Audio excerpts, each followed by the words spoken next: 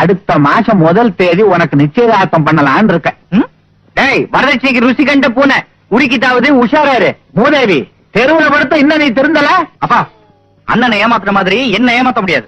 என் இஷ்டப்படி யாரையாவது லவ் பண்ணி தான் நான் கல்யாணம் பண்ணிக்குவேன். இதுதான் உன் முடிவா? ஆமா. அப்ப நீ எங்களை இந்த நிமிஷத்துல இருந்து மறந்துரு. சரி. சரியா?